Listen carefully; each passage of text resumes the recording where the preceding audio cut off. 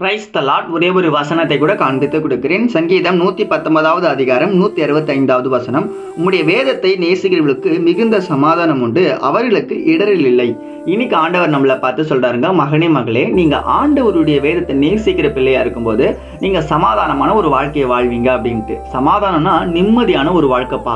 ஏசப்பா நிறைய இடங்கள்ல போகும்போது பாத்தீங்கன்னா உங்களுக்கு சமாதானம் உண்டாகட்டும்னு சொல்றாரு. சமாதானம் உண்டாகட்டும் அப்படின்னா நீங்க நல்லா இருக்கீங்களா, நீங்க எப்படி இருக்கீங்க, உங்க குடும்பத்தில் நல்லது நடக்குங்க, நீங்க கவலைப்படாதீங்க, நீங்க நல்லா இருப்பீங்கன்னு சொல்லி ஏசப்பா அவங்கள வாழ்த்துறாருங்க. நம்மள ஏசப்பா இன்னைக்கு நம்மள வாழ்த்துறாரு. எப்படி வாழ்த்துறாருன்னா, மகனே மகளே, நீங்க வேதத்தை நேசிக்கிற பிள்ளையா மாறும்போது நீங்க சமாதானமா நல்லபடியா வாழ்வீங்கன்றாரு. டெய்லியும் பைபிள் படிக்க மறந்துடுறீங்களா? யோசிச்சு பாருங்களேன். நீங்க வேலைக்கு போறீங்க, ஸ்கூலுக்கு போறீங்க, காலேஜ் போறீங்க, உங்களுக்கு நேரம் நிறைய இருக்குங்க. ஆனா இந்த நேரத்தை நீங்க ஆண்டவருக்காக எல்லா நேரமும் பயன்படுத்துங்கன்னு சொல்லல.